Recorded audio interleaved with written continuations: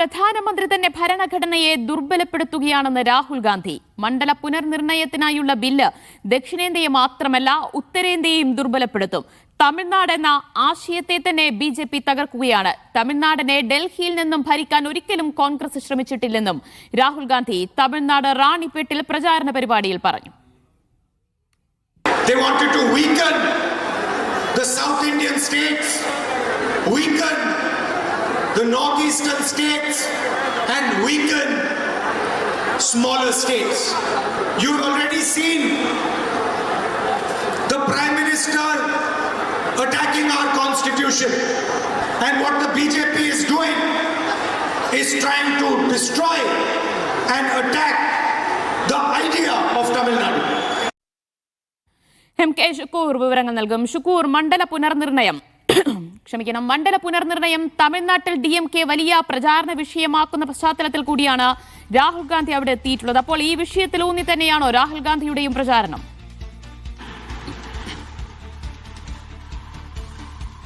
ദിവ്യ, ലോക്സഭയിലെ പ്രതിപക്ഷ നേതാവ് കൂടിയായ രാഹുൽ ഗാന്ധി ഇന്ന് തമിഴ്നാട്ടിൽ 3 പരിപാടികളാണ് അദ്ദേഹത്തിന് നിശ്ചയിച്ചിട്ടുണ്ടായിരുന്നത്. 2 പരിപാടി ഇതിനകം കഴിഞ്ഞു. ഇന്ന് രാവിലെ അദ്ദേഹം ചെന്നൈക്കടുത്തുള്ള പൊന്നേരിയിലാണ് ആദ്യത്തെ പ്രസംഗം നടത്തിയത്. രണ്ടാമത് ഷോലിംഗൂരിലുള്ള ഒരു പരിപാടിയാണ് ഇപ്പോൾ കഴിഞ്ഞത്. ഷോലിംഗൂരിലാണ് അദ്ദേഹം പ്രധാനമന്ത്രി നരേന്ദ്രമോദിക്കെതിരെ കടന്നാക്രമിച്ചത്.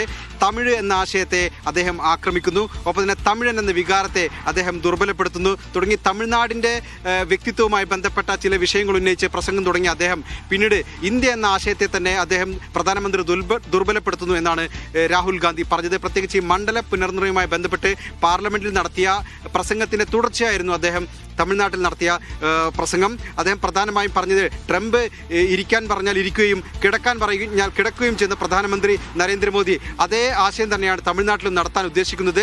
MK സ്റ്റാലിനെ അതുപോലെ അടിമയാക്കാനാണ് അദ്ദേഹം ശ്രമിക്കുന്നത്. അതിനെതിരെ തമിഴ് ജനതയുടെ ഒരു ഉയർത്തെഴുന്നേൽപ്പായിരിക്കണം ഈ തെരഞ്ഞെടുപ്പ് എന്ന് അദ്ദേഹം പറഞ്ഞു. ഒപ്പം തന്നെ MK സ്റ്റാലിനും രാഹുൽ ഗാന്ധിയും തമ്മിൽ ചില പ്രശ്നങ്ങളുണ്ടെന്ന രീതിയിൽ തമിഴ്നാട്ടിലെ മാധ്യമങ്ങൾ ഇന്ന് റിപ്പോർട്ട് ചെയ്തിരുന്നു. അതുകൊണ്ട് MK സ്റ്റാലിനെ അദ്ദേഹം ഇന്ന് കാണുമോ എന്ന രീതിയിലുള്ള ചർച്ചയും മാധ്യമങ്ങൾ ഉയർത്തിക്കൊണ്ടുവന്നു. എന്നാൽ അദ്ദേഹത്തിന് MK സ്റ്റാലിനെ കാണാൻ ഇന്ന് പരിപാടിയില്ലെങ്കിൽ പോലും MK സ്റ്റാലിനെ അദ്ദേഹം പലവട്ടം പ്രസംഗത്തിൽ പരാമർശിച്ചു. തമിഴ്നാടിൻ്റെ അഭിമാനമാണ് MK സ്റ്റാലിൻ എന്ന് അദ്ദേഹം പലവട്ടം പ്രസംഗത്തിൽ പറഞ്ഞു.